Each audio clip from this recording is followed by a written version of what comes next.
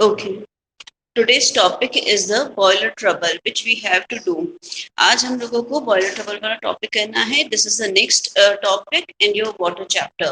Boiler trouble क्या होती है बेटा? इसके अंदर क्वेश्चन क्या बनता है?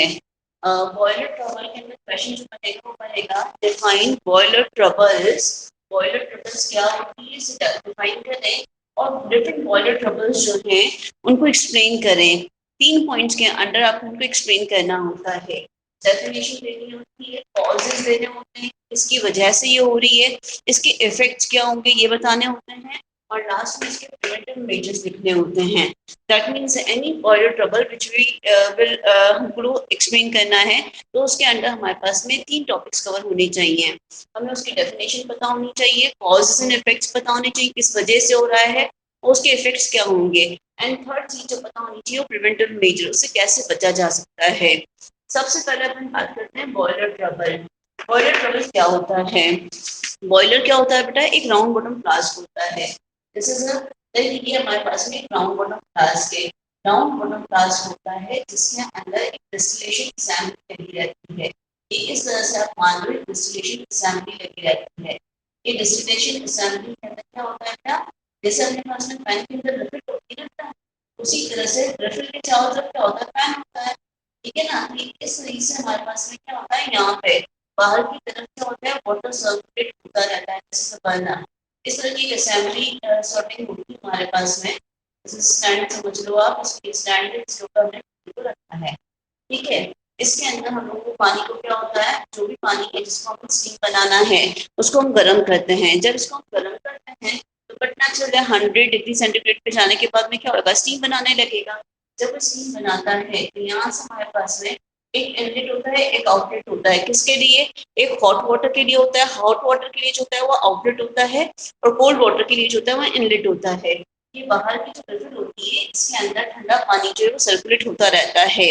जब इसके अंदर से स्टीम पास होगी तो ठंडा पानी क्या हो जाएगा बेटा, गर्म होगा तो उसको हम बाहर निकाल देंगे. तो इसमें रेगुलर क्या होता है, ठंडा पानी जो है सर्कुलेट होता रहता है.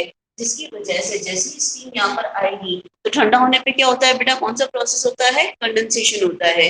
जिसकी वजह से वो स्टीम क्या हो जाएगी, कंडेंसेशन की तो वाटर ड्रॉपलेट्स के अंदर कन्वर्ट हो जाएगी और उन वाटर ड्रॉपलेट्स को क्या करेंगे, यहाँ पे इकट्ठा कर लेंगे. तो जब हम वाटर को इकट्ठा करेंगे that is a purest water. ये जो होता है इसको डिस्टिल्ड वाटर बोलते हैं. And this assembly is called the distillation assembly. मैं आपको बार बार बोला था ना कल जब हमने इडली के सॉल्यूशन बनाए थे कि डिस्टिल्ड वाटर लेते हैं, डिस्टिल्ड वाटर लेते हैं. How it will be prepared? It will be prepared with the method of distillation assembly. ये assembly होती है, लैब के अंदर होती है और हम लोग इससे पानी बनाते हैं आप लोगों के केमिकल्स को बनाने के लिए, सॉल्यूशंस को बनाने के लिए प्योर फॉर्म के अंदर. तो इस वाटर के अंदर, डिस्टिल्ड वाटर के अंदर किसी भी तरीके के कोई केमिकल्स नहीं होते हैं. समटाइम आपने सुना होगा कि जो रेन वाटर होता है that is the purest form of water. Why it is called purest form of water?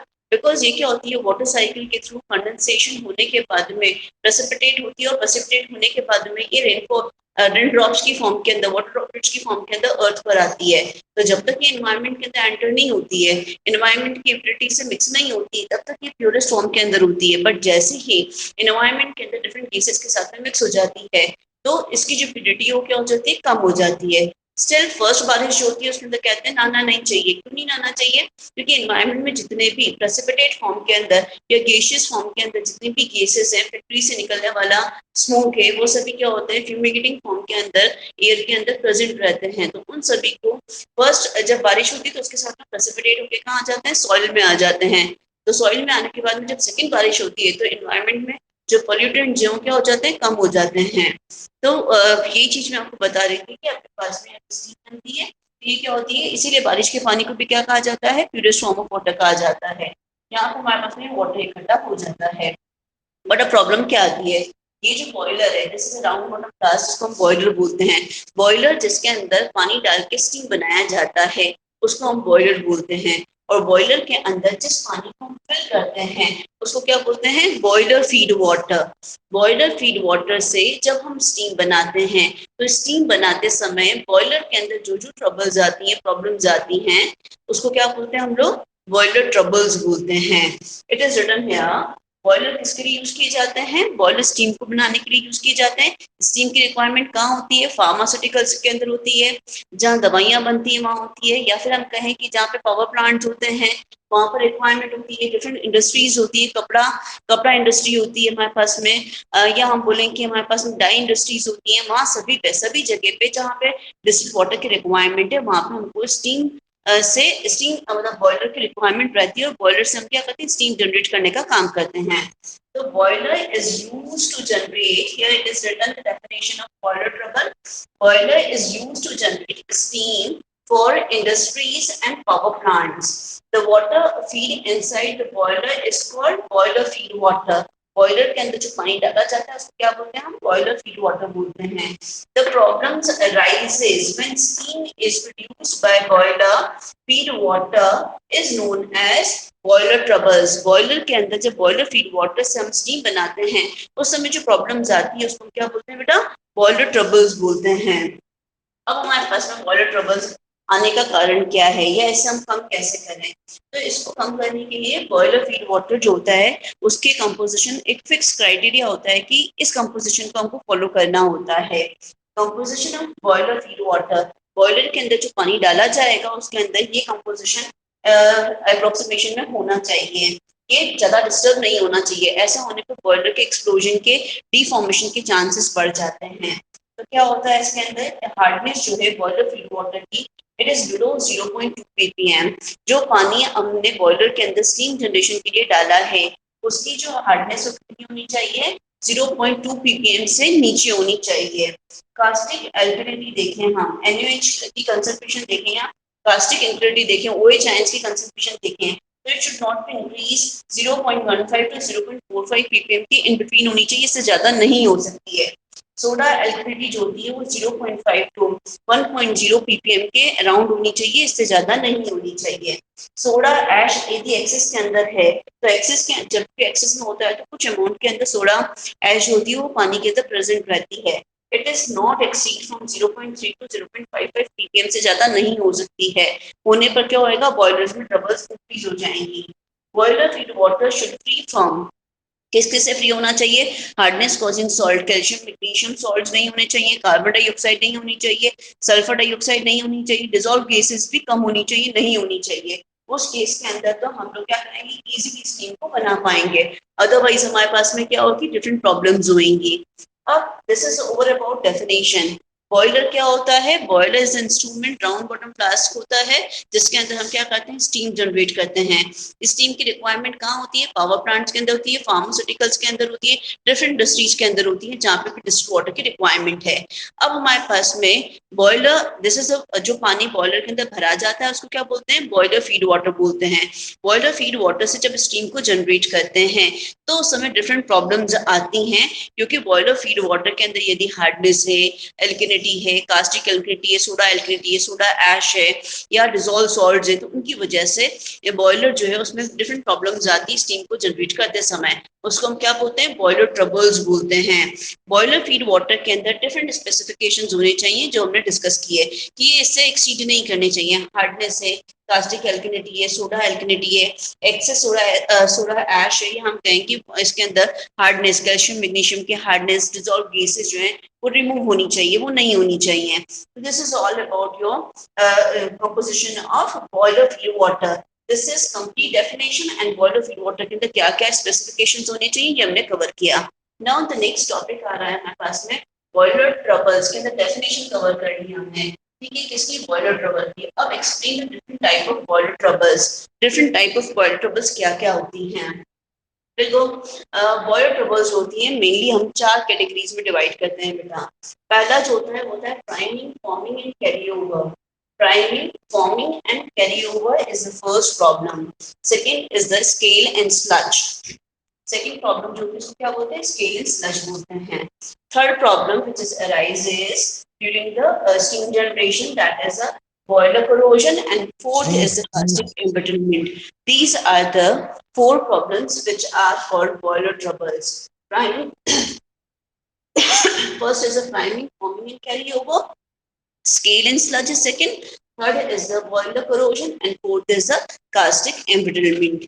ये सभी आपने डिक्टेट कर लिया है, तो will go for the further. हम लोग एक के बाद एक लेते हैं। सबसे पहले हम लोग priming, forming and carry over के बारे में बात करते हैं। Can I raise the board? सभी ने डिक्टेट कर लिया है, हम लोग चले आगे। Please write down your chat. Okay, हम लोग कर रहे हैं सबसे पहले priming, forming and carry over.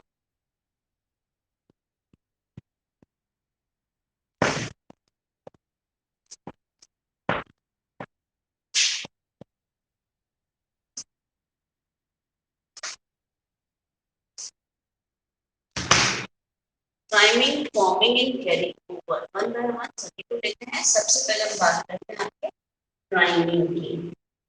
बेटा प्राइमिंग को सुन के क्या लग रहा है आपको? क्या मतलब? समय से पहले हो जाने वाला प्राइमरी, प्राइमरी पहले हो जाने वाला, प्राइमिंग पहले बन जाने वाली। दैट इज, इसकी सिंपलेस्ट डेफिनेशन क्या है? तो it is called wet steam formation. Priming is called wet steam formation. Simplest definition of priming. इसका मतलब क्या हुआ?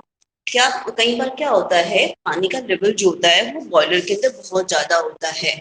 ऐसी कंडीशन के अंदर जब उसमें स्टीम बनती है तो स्टीम को प्रॉपर जगह नहीं मिल पाती है। तो ऐसी कंडीशन में क्या होता है, जो ड्राई स्टीम निकल रही होती है उसके साथ में सम ऑफ स्मॉल वाटर ड्रॉपलेट जो होती हैं वो भी उसके साथ में बाहर आ जाती हैं डिस्टिलेशन असेंबली से। जो हम स्टीम को जब कंडेंसेट कर रहे थे ना, तो उस साइड पर आ जाती है। तो स्मॉल स्मॉल वाटर ड्रॉपलेट जो होती हैं, जो आ जाती हैं ड्राई स्टीम के साथ में, दैट इज कॉल्ड प्राइमिंग। इसको बोलते हैं प्राइमिंग। इसीलिए इसको क्या बोला है मैंने? Wet steam formation is called priming. अब इस प्राइमिंग का जो प्रॉब्लम है, इसके अंदर क्या क्या चीजें होती हैं बेटा? When steam is produced rapidly, बहुत तेजी से बन रही होती है, उस कंडीशन के अंदर क्या होता है? Rapidly small water droplets, small water droplets, small water droplets also carried along with dry steam is called priming. इसको हम क्या बोलते हैं? प्राइमिंग बोलते हैं। डेफिनेशन समझ में आ गई सभी को? Wet steam formation, priming is the wet steam formation.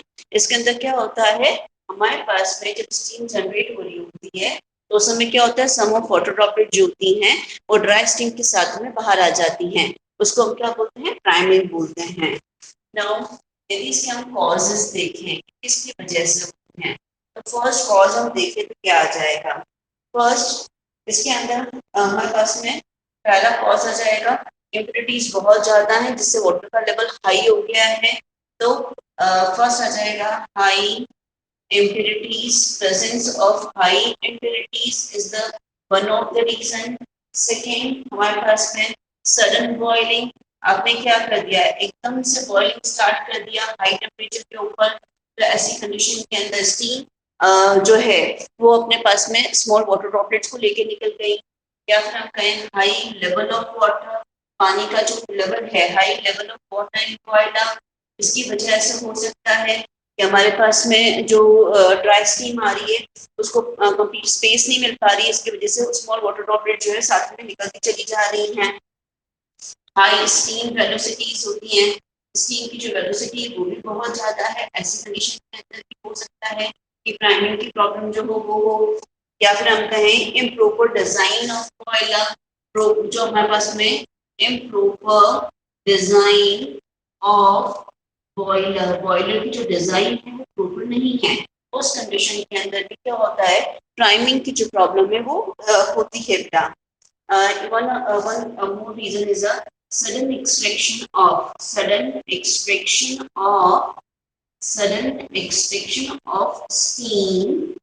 एकदम से हम लोग क्या करते हैं, स्टीम को बाहर निकाल रहे हैं।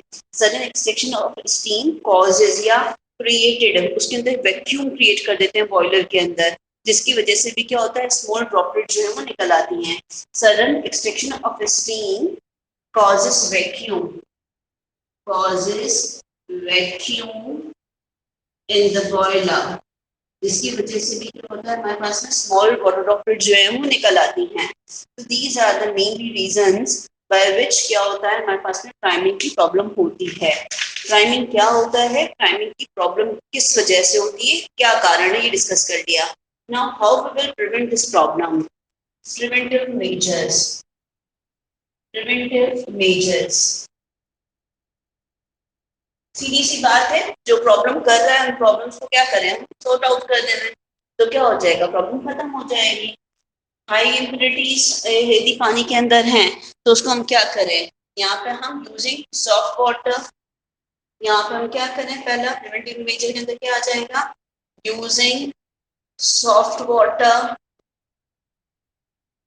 वाटर जो है वो सॉफ्ट है वो उसको यूज करो, या फिर हम कह सकते हैं कि रिमूविंग इम्प्योरिटीज, रिमूविंग इम्प्योरिटीज जो है हमको रिमूव कर दो पानी बॉयलर में डालने से पहले।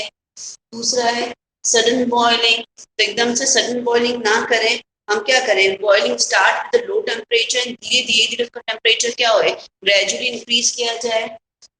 Avoiding sudden boiling, avoiding sudden boiling, sudden boiling नहीं करें, हम धीरे धीरे टेम्परेचर बढ़ाएं पानी का। तो ऐसी कंडीशन के अंदर भी हम लोग प्राइमिंग की प्रॉब्लम से बच सकते हैं। हाई लेवल ऑफ वाटर, जो मेजरमेंट दिया हुआ है वहीं तक पानी को भरें, हम हाई लेवल तक पानी को नहीं जाने दें। तो अपन क्या करें कि हाई लेवल ऑफ वाटर की जगह क्या लिखेंगे यहाँ पे, moderate level of water, moderate level of water, जिसकी वजह से क्या हो, स्टीम को प्रॉपर जगह, स्टीम जब बन रही है तो स्टीम को क्या हो, प्रॉपर जगह मिल जाए। किसके लिए, स्टीम को प्रॉपर जगह मिल जाए अपने स्टीम बनने के बाद में, और धीरे धीरे वो क्या जाए, डिस्टिलेशन असेंबली में चली जाए, उसके साथ में वाटर ड्रॉपलेट साथ में ना जाए। तो मॉडरेट लेवल ऑफ वाटर होना चाहिए। नेक्स्ट ये कह रहा है high speed of high steam velocities, तो इट शुड बी मॉडरेट। इसको भी हम क्या करें, जब धीरे धीरे गर्म करेंगे तो मॉडरेट स्टीम वेलोसिटीज हो जाएंगी, धीरे धीरे स्टीम बनेगी, एकदम से स्टीम बनना स्टार्ट नहीं होगी।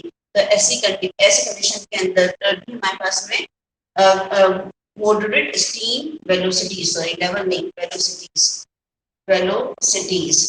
तो उसकी वजह से भी हम प्राइमिंग की प्रॉब्लम से बच सकते हैं। Improper design of boiler, so you should use a proper design of boiler, proper design of boiler, boiler proper design का यूज करो, जिसकी वजह से क्या हो, ये प्रॉब्लम क्रिएट ना हो।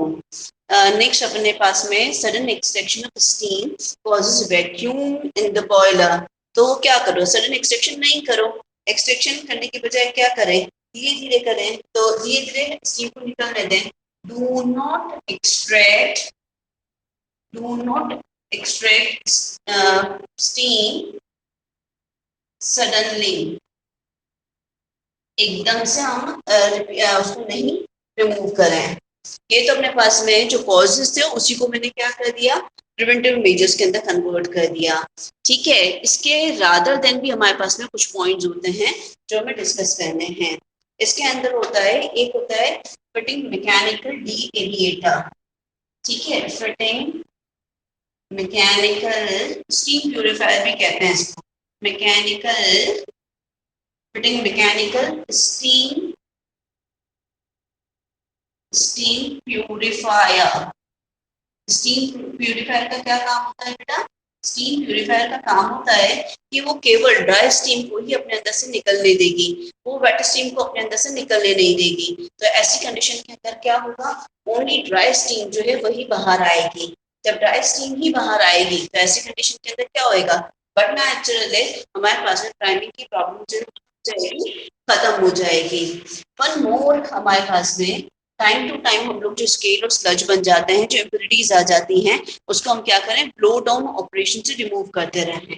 तो यहाँ पर अपने पास में रिमूविंग, लास्ट पॉइंट लिख सकते हैं आप, रिमूविंग स्केल एंड स्लज। अभी इसको बताएंगे next topic, scale sludge, removing scale and sludge by blow down operation, by blow down operation. ठीक है बेटा, ये ब्लो डाउन ऑपरेशन क्या होता है? ब्लो डाउन ऑपरेशन होता है बेटा जिसके अंदर हम क्या करते हैं, जैसे दूध के ऊपर मलाई आ जाती है ना, तो मलाई हटाने के लिए क्या करते हैं, फूंक मारते हैं हम लोग, उसकी वजह से क्या होता है, मलाई साइड में हो जाती है। वैसे ही हम लोग क्या करते हैं, ब्लो डाउन ऑपरेशन करके स्केल और स्लज जो होते हैं उसको साइड में करने की कोशिश करते हैं, तो उसको हम बोलते हैं blow down operation. Time to time blow down operation करने से क्या होता है बेटा, कि इसके अंदर जितनी भी इम्प्योरिटीज होती हैं वो हम टाइम टू टाइम रिमूव करेंगे तो एक्यूमुलेट नहीं होती है, इकट्ठी नहीं होती है, तो बहुत ज्यादा जब प्रॉब्लम्स नहीं होंगी बॉयलर के अंदर बहुत ज्यादा एक्यूमुलेट नहीं होगी, तो प्रॉब्लम्स जो है वो क्या हो जाएंगी, बट नेचुरल है, कम हो जाएंगी। तो प्राइमिंग को इस तरीके से हम क्या कर सकते हैं, कम कर सकते हैं। सभी को समझ में आ रहा है? Am I audible and visible properly? Unmute yourself, anybody, and tell me. Okay, समझ में आ रहा है बेटा टॉपिक भी? Okay, fine. If you want to dictate this complete about priming. Priming के बारे में पूरा आप dictate कर लें. Then we'll go for the second forming. Then फिर carry over. सभी ने dictate कर लिया है तो इसको मैं erase करूँ.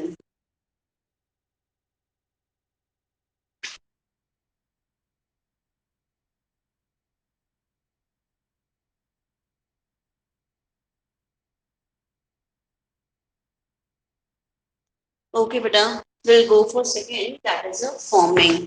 फॉर्मिंग को कवर करते हैं अब हम लोग। हो गया आप लोगों का? यस, ठीक है। एंड नोट्स आर अवेलेबल, मैंने नोट्स भी आप लोगों को शेयर कर दिए हैं। आप जब स्टडी मटेरियल वाइज सेक्शन में देखोगे तो आपको नोट्स भी अवेलेबल हैं। ठीक है, we are going on the second topic, that is a forming. Forming का मतलब क्या होता है बेटा? फॉर्मिंग क्या समझ में आ रहा है फॉर्मिंग सुन के? फॉर्मिंग मतलब क्या होगा बेटा? फॉर्म बनाने वाला या जाग बनाने वाला, उसको हम क्या बोलते हैं हमारे पास में? फॉर्मिंग की प्रॉब्लम बोलते हैं। अब ये जो फॉर्म होते हैं उसकी वजह से प्रॉब्लम क्या होती है? जब फॉर्म बन जाता है ना पानी के अंदर, जब पानी को बॉईल कर रहे हैं हम लोग, आपने देखा होगा दूध है, दूध को भी हम लोग क्या करते हैं, ऊपर नीचे करते हैं तभी भी उसमें जाग बनने लग जाते हैं। क्यों बनते हैं जाग?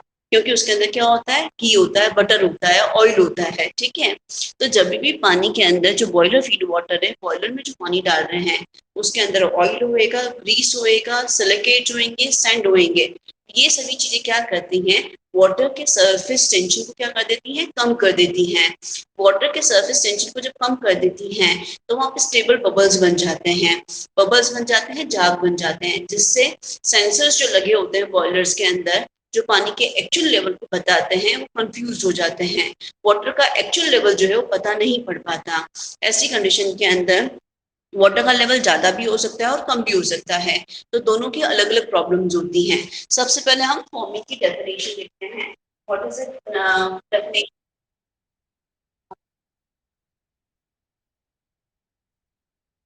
Okay okay, fine fine, okay. Will go to the topic forming. Forming मतलब formation of stable bubbles. You can say stable bubbles or forms। जाग का बन जाना या बबल्स का बन जाना, जिसकी वजह से क्या होता है, एक्चुअल लेवल ऑफ वाटर हमें विजिबल नहीं हो पाता है। इसको हम क्या बोलते हैं, फॉर्मिंग बोलते हैं प्रॉब्लम को। अब इसका कॉज क्या होता है, इसकी वजह से होती है कॉजेस। कॉजेस के अंदर आप देख सकते हो कि इसके अंदर presence of impurities, presence of impurities, इसके अंदर आ जाएगा सैंड है हमारे पास में, इसके अंदर सिलिका हो सकता है, ऑयल हो सकता है, ग्रीस हो सकता है, सस्पेंडेड इम्प्योरिटीज हो सकती है बेटा, सस्पेंडेड स्लज हो सकता है, इम्प्योरिटीज हो सकती हैं एज वेल।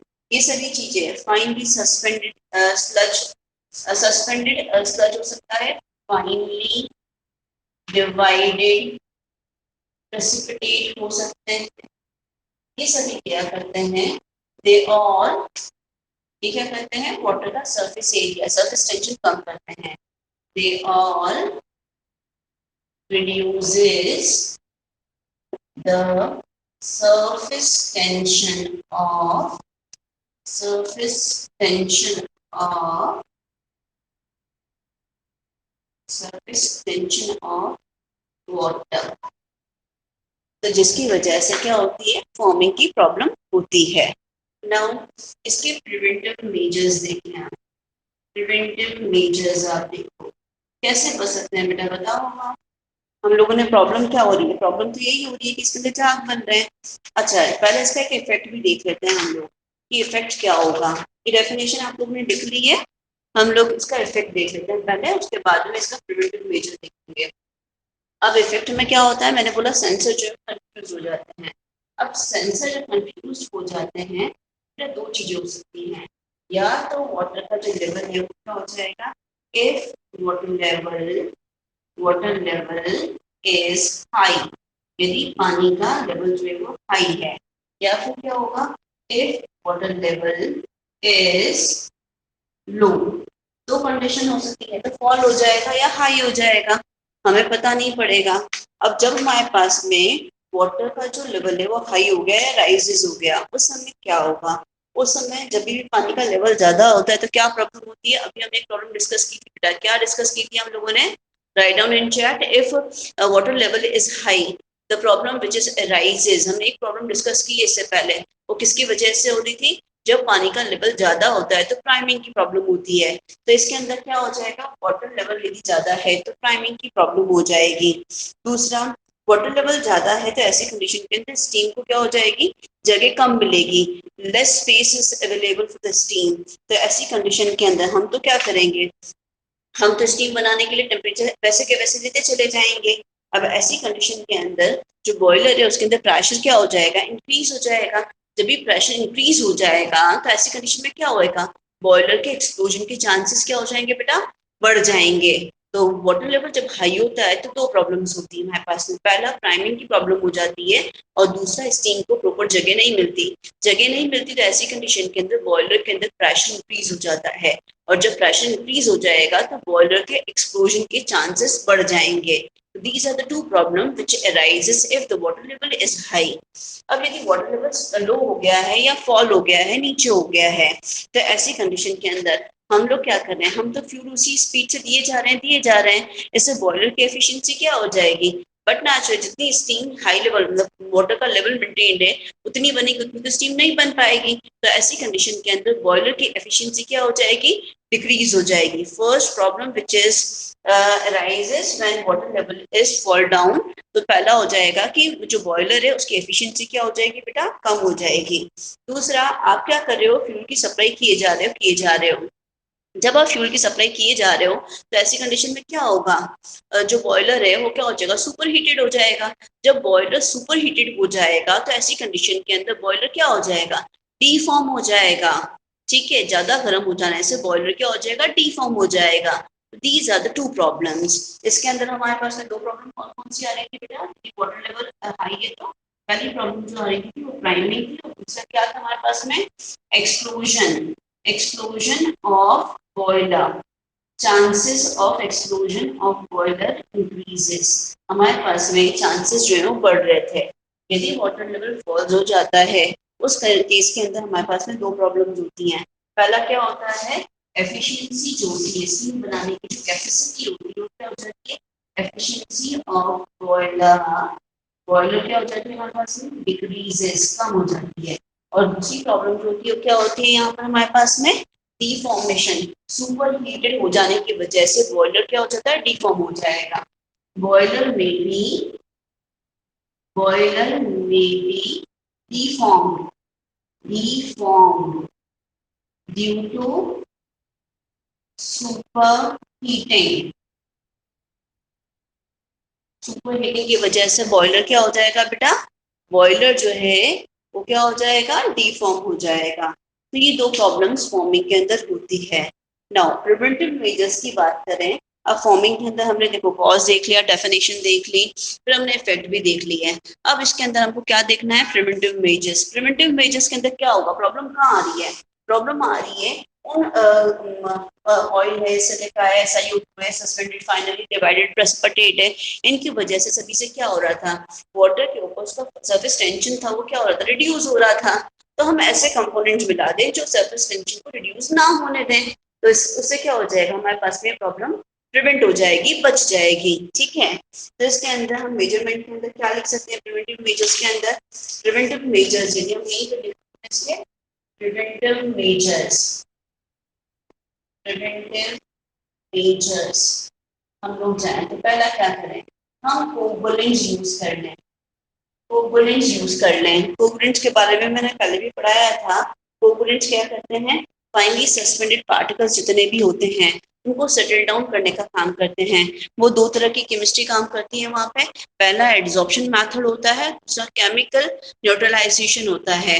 केमिकल एड्सॉर्प्शन के अंदर क्या होता है बेटा, जैसे हमने एलम मिलाया, एलम क्या होता है, पॉजिटिवली चार्ज होता है, और सिलिका के फाइनली सस्पेंडेड पार्टिकल जो पानी के अंदर तैर रहे होते हैं, जो नीचे नहीं बैठते हैं, वो उस पॉजिटिवली चार्ज हमारे पास में जो एलम का पार्टिकल एलम जो होता है, एल प्लस टी जो होता है, उसके ऊपर आके फाइनली सस्पेंडेड पार्टिकल क्या होते हैं, एडिजॉर्ब हो जाते हैं, चिपक जाते हैं, जिसकी वजह से वो क्या होते हैं, साइज में बड़े हो जाते हैं। जब भी साइज में बड़े हो गए तो क्या होंगे, नीचे आके बैठ जाएंगे। दूसरा मेथड होता है केमिकल न्यूट्रलाइजेशन। एलम क्या होता है, पॉजिटिवली चार्ज होते हैं, सस्पेंडेड पार्टिकल जितने भी होते हैं पानी के अंदर, सिलिका वगैरह, वो सभी नेगेटिवली चार्ज होते हैं। तो अपने नेगेटिव चार्ज को बैलेंस करने के लिए वो पॉजिटिव चार्ज के चारों तरफ आके इकट्ठा होने लगते हैं, उसकी वजह से भी हम क्या कर सकते हैं, हैवी हो जाएंगे और नीचे आके बैठ जाएंगे, ग्रेविटेशनल फोर्स काम करने लगेगा। जनरली क्या होता है बेटा, फाइनली सस्पेंडेड पार्टिकल जो होते हैं वो नीचे क्यों नहीं बैठते हैं, इसीलिए नहीं बैठते हैं कि उनका वेट इतना कम होता है कि ग्रेविटेशनल फोर्स उसके ऊपर काम नहीं कर रहा। तो ग्रेविटेशनल फोर्स उसकी साइज बढ़ते ही क्या करेगा, काम करने लग जाएगा, और काम करने लग जाएगा तो क्या हो जाएंगे, सेटल डाउन हो जाएंगे। तो फर्स्ट प्रिवेंटिव मेजर के अंदर हम क्या कर सकते हैं बेटा, कि हम कोवलेंट्स को ऐड कर दें, एडिंग कोवलेंट्स, जिसकी वजह से क्या होगा, हमारे पास में सस्पेंडेड पार्टिकल्स की जो प्रॉब्लम है वो क्या हो जाएगी, खत्म हो जाएगी। दूसरा, इसके अंदर हम क्या करें, adding anti-foaming agents, anti-foaming agents, हम ऐसे एजेंट्स मिला दें जो फॉर्म को बनने ना दें। ठीक है, anti forming agents, main problem कहाँ आ रही है, हमारे फॉर्म बन रहे हैं, प्रॉब्लम आ रही है, हम क्या करें, एंटी फॉर्मिंग एजेंट्स यूज कर लें, तो उसकी वजह से क्या होगा बेटा, उसके अंदर हमारे पास में फॉर्म जो है वो बनना क्या हो जाएंगे, बंद हो जाएंगे, और उसकी वजह से, जैसे कैस्टर ऑयल है, कैस्टर ऑयल एग्जाम का देखते हैं, castor oil, castor oil is one of the, ये क्या करता है, सरफेस टेंशन के ऊपर इफेक्ट को खत्म कर देता है। तो कैस्टर ऑयल को यदि हम वाटर सरफेस पे मिक्स कर देते हैं, डाल देते हैं, तो ऐसी कंडीशन के अंदर सरफेस टेंशन का जो भी इफेक्ट होता है उसको ये न्यूट्रलाइज कर देते हैं। तो ऐसी कंडीशन के अंदर फॉर्म्स जो है वो नहीं बन पाएंगे। तो this is all about second problem, forming. हमने सबसे पहले प्राइमिंग किया, सेकेंड हमने क्या कर लिया, फॉर्मिंग कर दिया। समझ में आ रहा है बेटा सभी को? Unmute yourself. Only Harshal Kumawat is present today in my class. Rest of not. Harshal, बाकी सभी सो रहे हैं लगता है मेरे को आज क्लास के अंदर। भव्या, अमीषा, हेमा, ओके, रिया जग रही है, बाकी सारे के सारे मोबाइल ऑन करके शायद उधर चले गए हैं। हेमा भी जग रही है, चलो ठीक है। रेस्ट ऑफ का क्या सीन है भाई, इतने सारे हैं, कृष्णांशु, गुनीत, निश्चय, क्या हुआ, सारे के सारे सो गए क्या? हाँ सो गए। ओके, जग रहे हो मतलब समझ में आ रहा है ना बेटा सभी को? Okay fine, will go for the next topic, that is a carry over. First हो गया फॉर्मिंग, सेकंड हो गया हमारे पास में क्या, priming and forming is over, we are going to carry over. Carry over क्या है बेटा, हम लोग जब छोटी क्लासेस के अंदर थे ना, तो हमारे मम्मी पापा टीचर्स को सिखाते थे कैरी ओवर। कैरी ओवर सुना है ना टर्म पहले कि नहीं सुना है?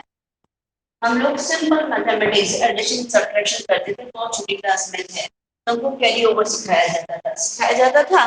कैरी ओवर मतलब क्या हुआ, किसी आगे से ले लेना, मतलब लेना तो नहीं है बट अपने पास में नहीं है तो हम आगे से लेकर उसको सेटिस्फाइड करके इक्वेशन को कंप्लीट करते हैं, ऐसे ही था हमारे पास में। तो कैरी ओवर का मतलब होता है, now the topic which we are doing is carry over.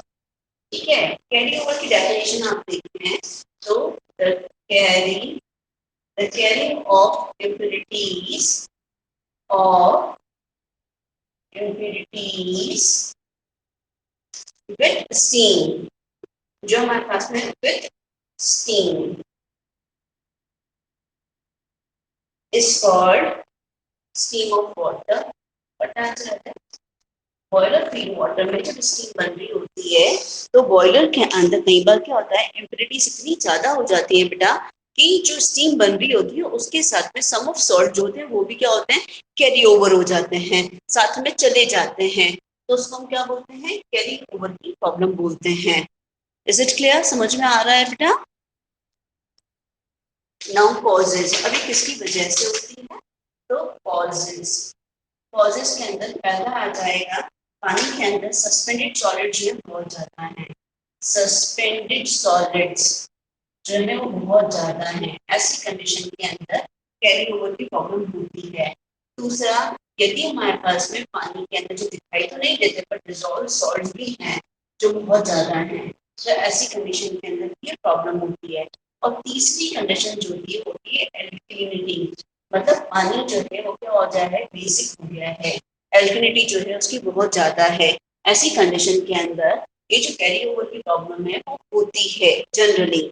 Now इसका इफेक्ट क्या होगा, तो इसका इफेक्ट होता है बेटा कि हमारे पास में जो डिजॉल्व सॉल्ट्स हैं वो धीरे धीरे क्या हो जाते हैं गेट डिपोजिटेड, इसके अंदर आ जाएगा हमारे पास में डिजॉल्व सॉल्ट्स जो होते हैं वो गेट डिपोजिटेड, कहाँ पे डिपोजिट हो जाएंगे, डिपोजिटेड ऑन पाइपलाइन पासेजेस, जितने भी पाइपलाइन पासेजेस होती हैं बॉयलर के अंदर जो हमारे पास में स्टीम को हम पास कर रहे थे, वहाँ पे जहाँ पे भी हमारे पास में बैंड जाते हैं वहाँ पे क्या होता है कि डिजॉल्व सॉल्ट जो है वो डिपोजिट हो जाते हैं एंड क्लॉगिंग की और कोरोजन की प्रॉब्लम करते हैं, deposited in pipeline passages, pipeline passages and causes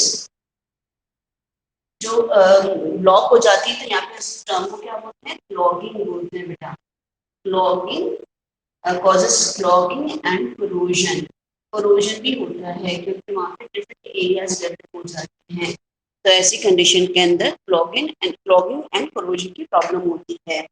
दूसरा, हमारे पास में यहाँ पे क्या हो जाए डैमेज ऑफ जो सिलेंडर है या जो बॉयलर है उसकी वॉल क्या हो जाती है हमारे पास में वो डैमेज हो जाती है। इसके अंदर सेकेंड प्रॉब्लम आती है damage the wall of cylinder, wall of cylinder, cylinder की जो वॉल डैमेज होने लग, वॉल्व सीट खराब होने लग जाते हैं, वॉल्व सीट की लाइफ स्पान जो होती है, वॉल्व सीट्स लाइफ डिक्रीजेस, वो क्या हो जाती है कम हो जाती है।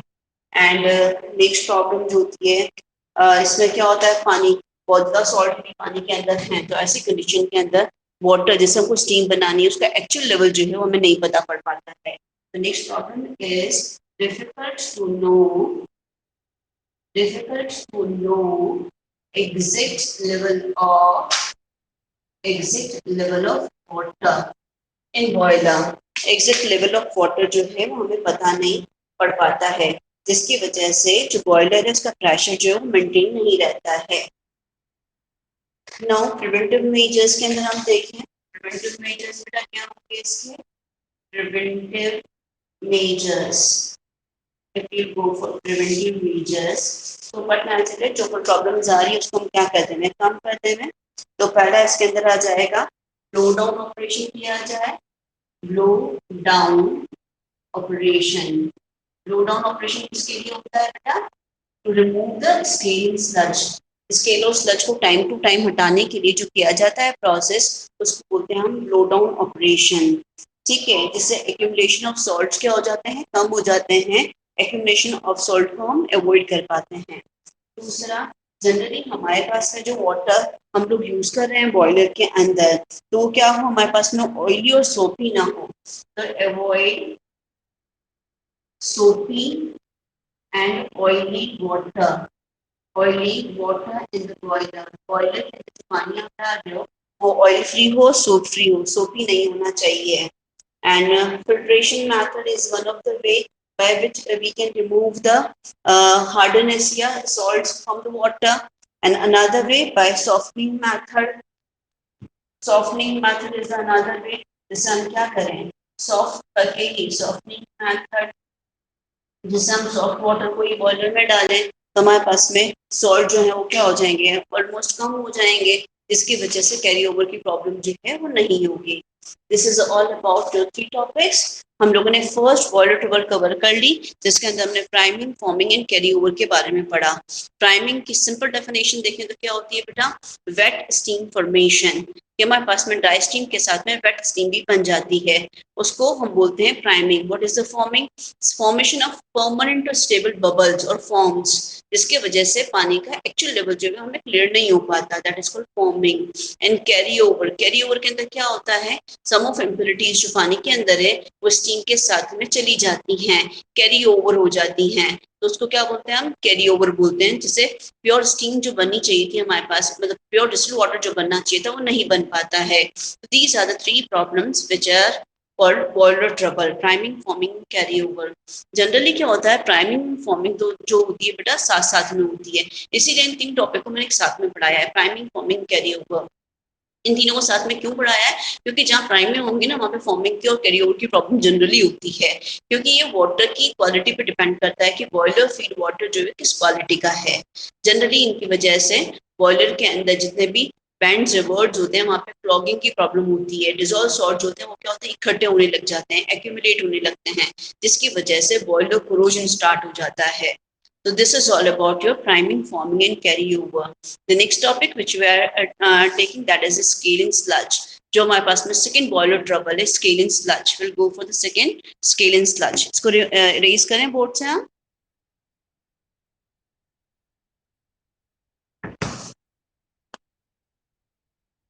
ओके, अब हम चल रहे हैं स्केलिंग स्लज के ऊपर।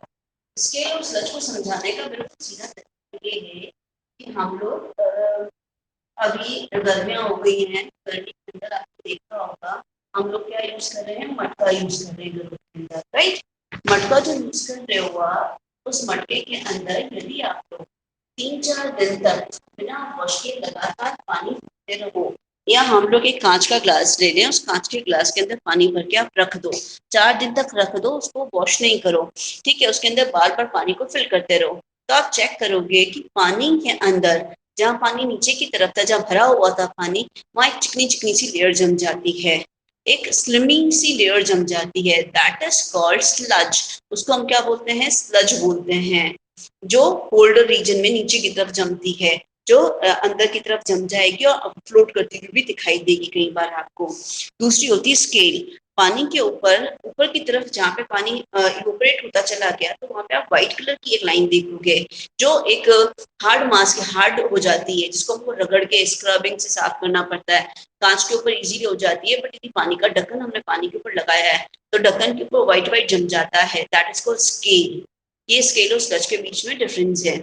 इसका सिंपल सा एग्जांपल बताएं कि you are doing daily brush करते हो आप लोग, जब भी ब्रश करते हो ना बेटा, तो ब्रश करते हो तो क्या करते हो, जितना भी कुछ फंसा हुआ होता है वो क्या करते हो, यदि आप ब्रश ढंग से करते हो तो जितना भी स्लज होता है, चिकना मांस होता है, फंसा हुआ कुछ होता है, तो वो क्या होता है, निकल जाता है।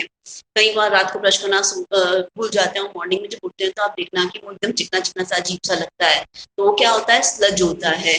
बट यदि हम लोग ब्रश कर तो रहे हैं रोज, बट अच्छे से नहीं कर रहे हैं, समवॉट कई बार हम दांत के पीछे की तरफ देखें तो एक येलो कलर की परत जम जाती है, वो क्या कहलाती है, प्लाक कहलाती है। सुना होगा आपने प्लाक, राइट।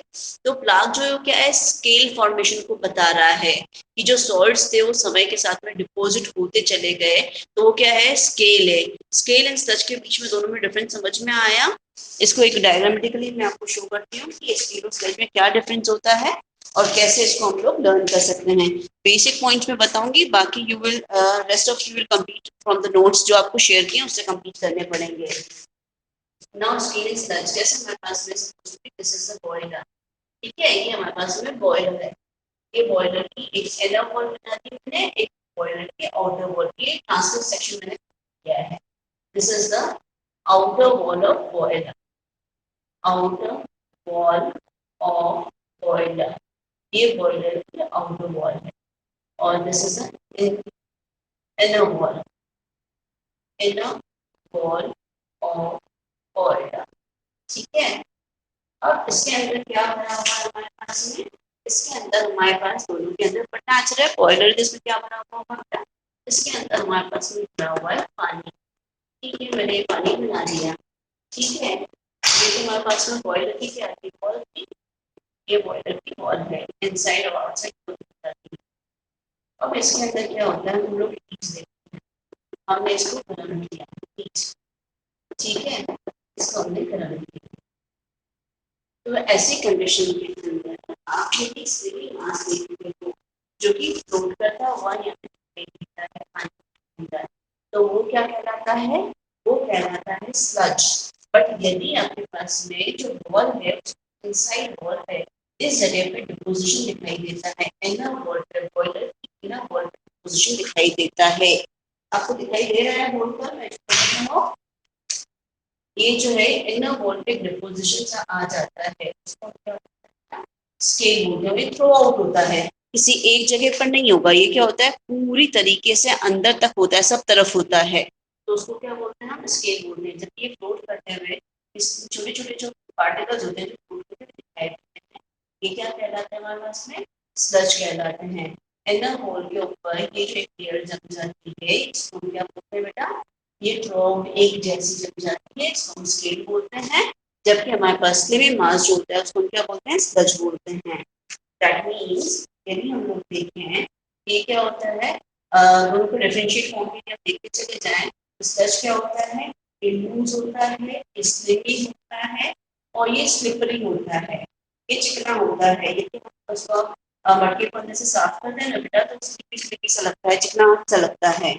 जबकि ये जो होता है वो क्या होता है, स्केल देखते हैं हम लोग, ये हमारे पास में स्लज के बारे में बात करेंगे, स्केल के बारे में। ये क्या होता है हमारे पास में, ये हार्ड होता है, एडहेरेंट होता है, मतलब इनर वॉल पे जाके चिपक जाता है, एडहेरेंट कोटिंग होती है, ये कोट होता है ये।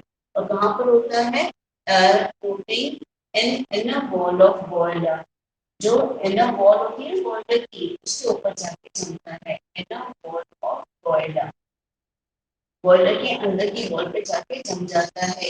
ये क्या कहलाता है हमारे पास में, स्केल कहलाता है। तो ये जो है हमारे पास किसकी बात कर रहे हैं, हम स्लज की बात कर रहे हैं। ठीक है, यदि हम सेकंड चीज देखते हैं हमारे पास में, तो सॉलिबिलिटी देखें, स्लज स्लज की सॉलिबिलिटी जो होती है क्या होती है, हॉट वाटर में ज्यादा होती है as compare to cold water. इसके अंदर लिख सकते हैं हम लोग, solubility of sludge is solubility of sludge is more in hot water, यदि hot water होएगा तो sludge जो क्या हो जाता है, soluble हो जाता है than cold water। जबकि स्केल के अंदर उल्टा होता है, वाइस वर्सा होता है। यहाँ पर हम देखें तो solubility of scale is more in cold water than hot water। इसका मतलब क्या हुआ बेटा, आप एक चीज नोटिस की होगी, जब भी हम पानी को गर्म करते हैं, हम लोग ने रोड पे गर्म किया या फिर हम लोग देखें कि हम लोगों ने रोड से गर्म किया या फिर तपेली में गर्म किया, तो आप देखना जहां से हम गर्म करते हैं ना, तो तपेली का जो फैंदा होता है या रोड जो इमर्जन रोड होती है पानी के लिए गर्म करने के लिए यूज करते हो, तो उसमें व्हाइट व्हाइट सा जम जाता है। तो जो हॉटर रीजन होता है वहां पे क्या होता है, स्केल जम जाता है। जबकि जो कोल्डर रीजन होता है वहां पे क्या होता है, स्लज बनता है।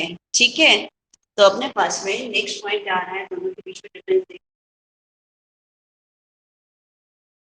हैं। These are magnesium carbonate, magnesium chloride, या फिर देखना हम मैग्नीशियम सल्फेट होता है, कैल्शियम क्लोराइड होता है। these are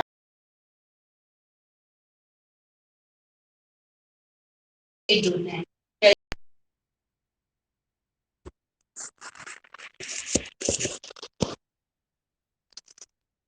okay. Am I audible and visible to all of you? पता नहीं एकदम से क्लास बंद हो गई बेटा। Unmute yourself. ठीक है बेटा, बस 5 मिनट और दो, 5 मिनट खत्म कर रही हूँ टॉपिक, ठीक है। स्केल एंड स्लज, अगमनी, म्यूट योरसेल्फ। हम स्केल और स्लज की बात कर रहे थे। स्केल एंड स्लज के अंदर हमने देखा स्केल जो होता है वो क्या होता है, ये स्लिपरी होता है। और ये क्या होता है, स्लिपरी होता है, स्लिमी होता है, लूज मास की फॉर्म के अंदर बॉयलर के अंदर होता है। जबकि स्केल जो होता है वो क्या होता है, इनर वॉल के ऊपर होता है। यदि हम ये देखें तो इसकी जो सॉलिबिलिटी होती है स्लज की, वो क्या होती है, it is more in hot water. यदि पानी गर्म है तो स्लज दिखाई नहीं देगा क्योंकि वो सॉल्युबल हो जाता है। बट यदि हमारे पास में कोल्ड वाटर है तो स्लज, ठंडे पानी के अंदर देखोगे तो जो पार्टिकल जो दिखाई देने लगेंगे स्लज के। जबकि स्केल के अंदर क्या होता है, उल्टा होता है। स्केल के अंदर सॉलिबिलिटी जो होती है वो कोल्ड वाटर के अंदर मोर होती है, as compare to hot water में क्या होती है, as compare to hot water. यदि हम सॉल्ट्स देखें तो स्लज जो होता है वो magnesium carbonate, magnesium chloride, magnesium sulphate और कैल्शियम क्लोराइड की वजह से होते हैं, इन सॉल्ट्स की वजह से होते हैं। जबकि हमारे पास में स्केल देखें तो सिलिकेट्स की वजह से, मैग्नीशियम हाइड्रोक्साइड, कैल्शियम कार्बोनेट की वजह से होते हैं। तो this is all about your scale sludge. Rest of यदि अपन इसके और दोनों में डिस्कशन करें तो जो स्लज होता है वो पुअर कंडक्टर होता है इलेक्ट्रिसिटी का। स्लज की वजह से हीट जो है वो कम वेस्ट होती है। यदि हम गर्म कर रहे हैं तो स्लज जो है हीट को ब्लॉक नहीं करता, बट दी स्केल बन गया है पानी के अंदर जिसको हम लोग यूज कर रहे हैं, तो उसके अंदर क्या होता है, स्केल जो है पूरा का पूरा उसको ब्लॉक कर देता है, हीट लॉस होने लग जाता है। Bad conductor of heat and electricity होता है वो। यदि हमारे पास में स्लज जो है वो उसको देखें तो वो एक एक्सटेंड तक जो है एफिशिएंसी बॉयलर की कम करता है। बट स्केल जो है वो एक लार्ज एक्सटेंड तक जो है उसकी कैपेसिटी को, उसकी एफिशिएंसी को क्या कर देता है, कम कर देता है। जबकि स्लज होता है वो लेस इम्पर्मिएबल होता है। जबकि अपने पास में पूरी स्केल जो होता है कंप्लीटली इम्पर्मिएबल होता है। यदि स्केल बन गया तो उसके बाद में वो पूरे का पूरा इनविजिबल हो जाता है, इम्पर्मिएबल हो जाती है स्क्रीन जो होती है। तो हमारे पास में this is all about your. अच्छा, ये कहाँ बनते हैं, तो हमारे पास में बट नेचुरल है। जो स्केल है वो कहाँ पे बनता है बेटा, ये स्केल एक प्लेस पे बनता है and deposited to the another place. जबकि स्लज जो होता है बनता है एक जगह पर है, पर डिपोजिट दूसरी जगह पे जाके होता है। स्केल वहीं बनता है जहाँ बनता है वहीं पे डिपोजिट हो जाता है। तो this is different between both scale and sludge. This is over about your scale and sludge. आज हमने आपके दो बॉयलर ट्रबल्स की बात की, priming, forming and carry over complete किया and scale and sludge complete किया। In coming class, we will complete your two more troubles, that is boiler corrosion and casting embrittlement. Okay, आज की class खत्म करें यहीं पर। समझ में आया सभी को? ओके, क्लास एंड कर रही हूँ बेटा मैं। कल टाइम से क्लास के अंदर आना। 1 to 2 की क्लास के अंदर बहुत कम स्ट्रेंथ है बेटा। ओके।